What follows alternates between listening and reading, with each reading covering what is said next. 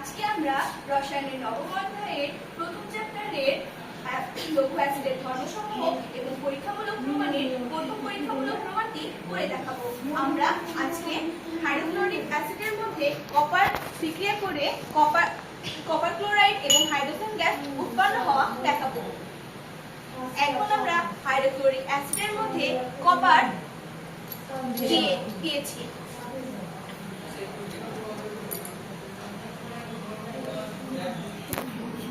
এখন copper hydrochloric অ্যাসিডের সাথে বিক্রিয়া করে কপার ক্লোরাইড এবং হাইড্রোজেন গ্যাস উৎপন্ন করছে। আপনারা সকলে দেখতে পাচ্ছেন যে এখন হাইড্রোজেন গ্যাস উপরে উড়ে যাচ্ছে।